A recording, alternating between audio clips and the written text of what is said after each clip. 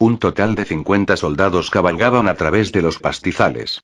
Cada uno de ellos era musculoso, vigoroso y llamaba la atención. Estos hombres solo podían ser descritos con la palabra robustos. Incluso vestidos en armadura, uno podría ver los músculos debajo. Un hombre, de alrededor de 30 años, de piel bronceada por la exposición al sol, cabello corto, ojos negros y afilados como una espada, miró al hombre detrás suyo. Capitán, nos acercamos a la primera aldea en nuestra ruta. Sí, es verdad, teniente. Gazef Stronov, un orgulloso guerrero del reino de Reestice, todavía no ha visto ninguna de las aldeas. Suprimiendo la ansiedad que sentía, Gazef rogaba que su caballo mantenga un paso constante. Aunque la velocidad actual no debería cansar al caballo, tenía que tener en cuenta que venían cabalgando desde la capital. Subrepticiamente, el cansancio se acumula poco a poco y penetraba el cuerpo. Incluso un caballo estaría cansado luego del largo viaje, por lo que no podía permitirse cansar más al caballo. Espero que nada haya pasado. Las palabras del teniente tenían un aire de inquietud. Gazef compartía el mismo pensamiento. El rey, quien ordenó el viaje, le rogó a Gazef que investigue los avistamientos de caballeros imperiales cerca al borde del reino. Si encontrara a algunos, Gazef debía someterlos rápidamente. Inicialmente, como su objetivo se encontraba a las afueras de la ciudad de Errantel, mandar tropas desde ahí sería más rápido. Sin embargo, considerando que los caballeros imperiales del enemigo estaban bien armados y entrenados, hacer eso no era razonable. En Reestice, los únicos que podían ser rivales para los caballeros imperiales eran los soldados bajo el mando de Gazef. Como tal, la tarea de reprimir las incursiones de los soldados imperiales cayó sobre los hombros del legítimamente frustrado Gazef. Uno hubiera podido movilizar soldados para proteger las aldeas antes de que llegara Gazef, y hacerlo sería suficiente para resistir los ataques, dándole más tiempo a Gazef. Y aunque habían un millar de otros posibles métodos de resistir los ataques, no se había hecho nada. No, lo que pasa es que nadie podía hacer nada. Gazef, sabiendo exactamente el porqué de esa situación, se encontraba intranquilo. Trataba de calmarse, pero sus manos sostenían fuertemente las riendas de su caballo. Ciertamente era difícil suprimir la ardiente sensación que atormentaba su corazón. Capitán, es inconcebible que nadie iniciara una búsqueda antes de que nosotros llegáramos. No solo eso, ¿por qué no enviaron a nadie más además que nosotros? Por ejemplo, pudieron contratar aventureros. Ellos también hubieran podido buscar a los caballeros imperiales. ¿Por qué no se hizo nada así? Detente, teniente, si aparecieran caballeros imperiales en los territorios del reino a plena luz del día, la situación sería mucho peor. Capitán, no hay nadie cerca nuestro. Espero que pueda decirme la verdad. El teniente, mostrando una sonrisa burlona llena de malicia, dijo con desdén. Es debido a los nobles, ¿correcto? Gazef no respondió, porque era la verdad. Esos malditos nobles se atreven a usar la vida de las personas como herramienta en sus juegos de poder. No solo eso, ya que este territorio está bajo el control del rey, ellos no pueden perder la oportunidad de dejarlo en ridículo. No todos los nobles piensan de esa manera. Tal vez el capitán tenga razón, existen nobles que viven por el bien de la gente, y un ejemplo es la princesa dorada. Sin embargo, son muy pocos y distantes entre sí. Si solo pudiéramos centralizar el poder como el emperador, entonces podríamos oponernos a esos malditos nobles por el bien de la gente, ¿correcto? Pero si actuamos apresuradamente, tal vez nos lleve a una guerra civil y nuestro país se partiría en pedazos. Incluso ahora, nuestro reino está enfrentando las ambiciones de imperio vecino para expandir sus territorios. Una calamidad como una guerra civil sería un problema nacional, lo sé, pero, dejemos esto por ahora. De repente Gazef bajó la voz y miró al frente. Una columna de humo se elevaba detrás de la pequeña colina enfrente de ellos. Todos sabían lo que eso significaba. Gazef no pudo hacer otra cosa que chasquear la lengua. Mientras cabalgaba hacia la pequeña colina, la escena que lo recibía era exactamente la que esperaba. Toda la aldea estaba quemada y destruida. Algunos de los restos y techos quemados parecían lápidas erigidas en esa ruina. Gazef dijo con voz firme. Todos estén preparados. Tendremos que actuar rápido. La aldea estaba completamente quemada y los restos de las casas estaban irreconocibles. Caminando por entre las ruinas, Gazef sintió el olor a carne quemada mezclándose con el olor a sangre. La cara de Gazef se veía calmada, como si no sintiera ninguna turbulencia emocional. Pero si uno fuera a ver de cerca, podría ver su verdadera disposición. Su teniente caminando junto a él tenía la misma expresión. Más de 100 personas en la aldea y solo 6 sobrevivieron. En verdad, cada uno de ellos había sido despiadadamente asesinado. Sin distinguir entre mujeres, niños o incluso recién nacidos, todos por igual. Teniente, envié unos cuantos soldados a que escolten a los sobrevivientes de vuelta a Errantel. Espere un momento, tienes razón, especialmente bajo estas circunstancias, debemos protegerlos. En efecto, Errantel es una de las tierras del rey. Y es la responsabilidad del rey el proteger las aldeas aledañas. Le causaría muchos problemas al rey si los sobrevivientes fueran abandonados aquí.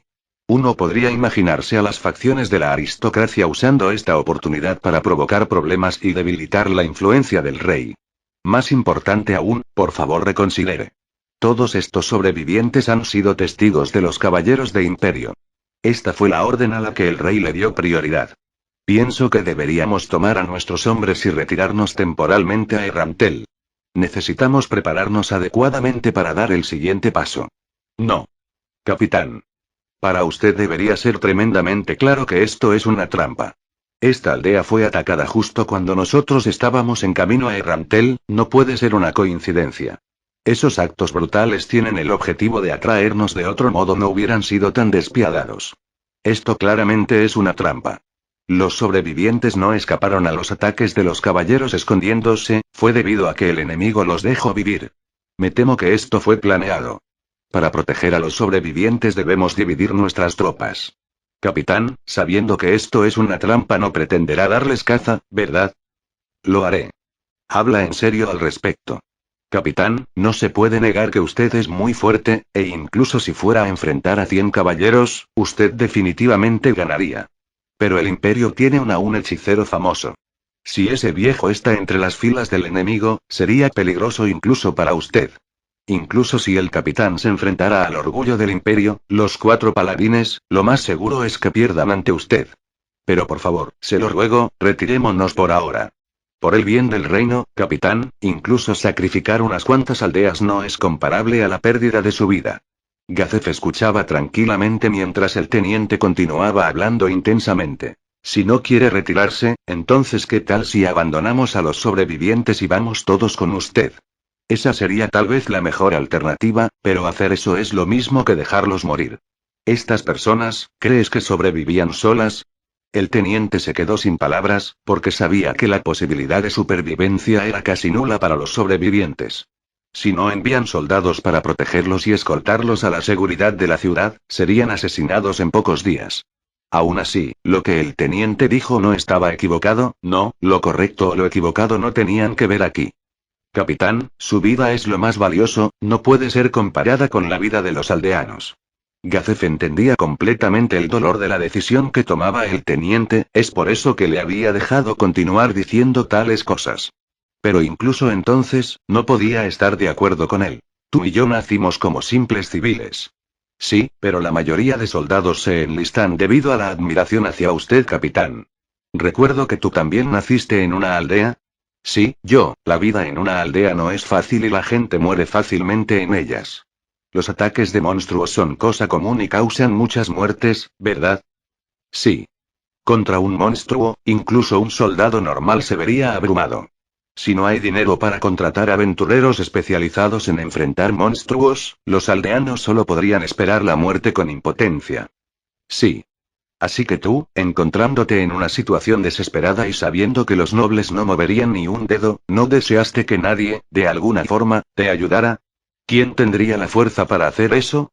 Estarían engañándose si pensaran que alguien podría ayudarles, porque en realidad nadie jamás presta ayuda. La aristocracia nunca le daría dinero a las aldeas afectadas. Siendo ese el caso, demostremos que la realidad no es así. Quiero ayudar a los aldeanos. El teniente perdió las palabras luego de recordar sus propias experiencias. Amigo mío, mostrémosle a los aldeanos lo que significa enfrentar al peligro incluso arriesgando nuestras vidas, mostremos que los valientes vendrán al rescate y que es verdad que los fuertes ayudan a los débiles. Gazef y el teniente se miraron y compartieron un sinnúmero de emociones. El teniente cedió finalmente y respondió en un tono cansado y apasionado. Entonces, déjeme ir y tomar el liderazgo de los hombres. Hay muchos que pueden reemplazarme, pero nadie que pueda reemplazarlo a usted, capitán. No seas tonto. Es bien sabido que mi tasa de supervivencia es relativamente alta. No vamos a ir a morir, sino a salvar a la gente del reino. El teniente quiso abrir la boca varias veces, pero finalmente decidió quedarse callado. Escoge algunos soldados rápidamente para que protejan a los aldeanos y los escolten a Irrantel. Un sol rojo brilló en las praderas revelando varias sombras. El número exacto era 45 personas. Este grupo de hombres había aparecido súbitamente de la nada. Era una forma muy astuta de camuflaje mágico. Los hombres no se veían como mercenarios, viajeros o aventureros. Mirándolos de cerca, todos llevaban el mismo uniforme. Vestían un equipamiento hecho de un metal especial que incrementaba tanto movilidad como defensa. Reforzada con efectos mágicos, sus ropas sobrepasaban las defensas convencionales. También llevaban una bolsa pequeña de cuero, del tipo que se vería como una común mochila de viajero si no fuera por el símbolo mágico de encima. En la cintura tenían una correa con varias botellas de líquido y en sus espaldas unos mantos que emitían un aura mágica. Sin tener en cuenta el dinero, tiempo y esfuerzo, juntar todos esos ítems mágicos no era fácil. Esto demostraba que este grupo de hombres estaba apoyado por alguna nación. Observando su equipo, no se veían signos de identificación de ningún tipo. Eran una unidad ilegal, una que debía ocultar su identidad. Los ojos del grupo miraron hacia la aldea destruida. Mientras miraban, les llegó el olor a carne quemada y sangre emitido desde la aldea. Por su mirada uno podía ver que no les gustaba ver la despiadada y terrible escena. Se fueron, dijo una voz que sonaba un poco decepcionada y monótona. No hay otro modo. Prepárense para atacar la siguiente aldea. Tenemos que atraer a la bestia a nuestra trampa. Los hombres vieron a la sombra de Gazef partir en la misma dirección que un grupo de personas. Dime cuál será la siguiente aldea que usaremos de carnada.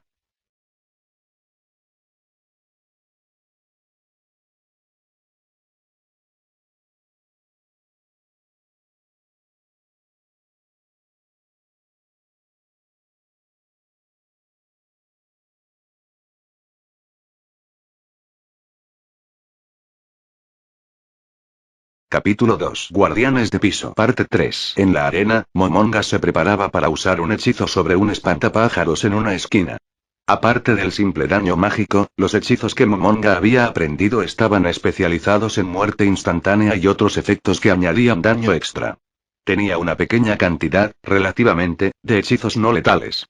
De hecho, incluso cuando Momonga usaba un simple hechizo de daño mágico, ya que su clase era nigromante, automáticamente el daño de su hechizo aumentaba debido a otros efectos que añadían daño extra. Como resultado, un simple hechizo de daño hacía más daño que algunos hechizos aumentados de clases de combate. Momonga miró a un lado y vio que estaba bajo el escrutinio de los curiosos ojos de dos niños. Su corazón sintió un poco de presión, ya que no estaba seguro de colmar sus expectativas. Momonga miraba furtivamente a los dos monstruos. Su enorme tamaño alcanzaba los 3 metros de altura. Tenían una mezcla de huesos de humano y de dragón, músculos altamente entrenados y las escamas que los cubrían eran más duras que el acero. Tenían cara de dragón, una cola gruesa como un árbol y no tenían alas. Parecían un dragón caminando erguido sobre dos patas. La parte superior de sus brazos eran más gruesos que los de cualquier hombre y casi la mitad de largos que sus cuerpos, y llevaban una gruesa espada que daba la impresión de ser un escudo. Estos dos monstruos eran del linaje dragón y fueron invocados por Aura. Como domadora de bestias, ella tenía la habilidad de controlarlos y los usaba para organizar los juegos de la arena. Aunque su nivel era solo de 55 y casi no tenían habilidades especiales, tenían una resistencia ilimitada para atacar con sus robustos brazos. Era suficiente como para que estén a la altura de un monstruo de alto nivel. Momonga suspiró y fijó la vista de nuevo en el espantapájaros. Sus ojos estaban mirando hacia el espantapájaros y viéndolo de cerca se notaba que Momonga estaba nervioso. Su objetivo era confirmar que todavía podía usar magia. Al permitir que Aura y Mare vieran su experimento mágico, su propósito principal era demostrar su poder y hacerles saber que tenerlo a él como enemigo era una estupidez. Tenía que hacer esto antes de que llegasen los otros guardianes. Estos dos niños no mostraban ni el más leve signo de traición y él no pensaba que lo traicionarían. Sin embargo, si él perdiese la habilidad de hacer magia, Momonga no estaba seguro de que mantuvieran su lealtad. La actitud de Aura hacia Momonga se sentía como si ella lo conociera ya de hace algún tiempo. Para él, sin embargo, era como si este fuera su primer encuentro. Se podía ver que los ajustes de los roles de estos dos niños estaban cuidadosamente elaborados. Ambos eran creaciones de su gremio. Sin embargo, las reacciones emocionales y los patrones de comportamiento programados para reaccionar ante varias condiciones no eran perfectos y tenían algunas fallas. Y ahora que se habían vuelto seres inteligentes que pensaban por sí mismos, estas fallas probablemente afectarían su comportamiento de algún modo. Si es que no los afectaron haciendo disminuir su lealtad, entonces ¿qué podrían haber afectado? Y otra cosa, la cantidad de lealtad nunca fue específicamente descrita en su programación. Por tanto, el que obedecieran o no órdenes también podría variar. Si el problema fuese simplemente no obedecer órdenes, todavía podría manejarlo. Sin embargo, ¿qué haría si ellos lo traicionaban inmediatamente luego de enterarse que no era lo suficientemente poderoso y... Aunque ser demasiado paranoico es malo, tampoco es sabio confiar completamente. Resumiendo, en este momento para Momonga la mejor idea es ser cauto. Otra razón para este experimento es que, si él no pudiera usar magia, podría discutirlo con Aura y Mare. Estos dos niños creen que este es un experimento para confirmar el poder del báculo, así que el poder mágico dependerá del ítem en sí. Si hubiera algún problema con su magia, él podría fácilmente poner el báculo como excusa. El plan era perfecto. Momonga no podía evitar sentirse orgulloso por su plan. Pero, ¿acaso en el pasado, su mente había estado siempre tan calmada y flexible? Nadie podía responder esta pregunta por Momonga. Las dudas que tenía su mente fueron desechadas y comenzó a pensar sobre la magia en Yggdrasil. Dentro del juego, la fuerza de los hechizos mágicos estaba clasificada en niveles desde 1 hasta 10 y habían fácilmente más de 6000 hechizos en total separados en diferentes tipos de sistemas. Habían 700 hechizos de 18 sistemas diferentes que podían ser usados por Momonga. En general, los jugadores de nivel 100 solo podían usar alrededor de 300 tipos de hechizos, así que el número de hechizos que Momonga podía usar era bastante inusual. Casi todos los hechizos estaban almacenados en el cerebro de Momonga y él estaba buscando el más apropiado para usarlo justo ahora. Debido a que la prohibición de daño a aliados había desaparecido, tenía que conocer exactamente el área de efecto de su hechizo. Es por tanto importante, que el ataque mágico no seleccione automáticamente a un número de individuos al momento de lanzarlo, sino un área de efecto. El siguiente objetivo es tener en cuenta al espantapájaros, así que, en Yggdrasil con solo presionar el icono se activaría el hechizo mágico. Sin embargo, debido a la ausencia de la interfaz, él debía usar otro método. Aunque no estaba del todo seguro, entendía un poco cómo iniciarlo. Sentía el poder oculto dentro de su cuerpo. Parecía que los contactos no estaban del todo establecidos. Momonga se concentró. E ilustró su logro flotando en el aire. Momonga sonrió bastante contento. Ya sabía el alcance aproximado de los efectos de sus hechizos y cuánto demorarían en estar listos para ser lanzados de nuevo, tiempo de reutilización. Estas cosas las había aprendido y dominado en el pasado. Luego de haber confirmado su habilidad, un tipo diferente de emoción lo invadió. Se sentía satisfecho porque sabía que la magia era ahora parte de su propio ser, cosa que no era así en Yggdrasil. Surgió en él un sentimiento de felicidad, aunque se disipaba rápidamente, se sintió emocionado, reuniendo su fuerza en la punta de los dedos, dijo. Bola de fuego. Apuntó su dedo hacia el espantapájaros y la expansiva bola de fuego voló hacia donde él estaba apuntando. Como esperaba, la bola de fuego golpeó al espantapájaros limpiamente. Luego de golpearlo siguieron un estallido de llamas y la tierra de alrededor se volvió un mar de fuego. Todo pasó en un abrir y cerrar de ojos.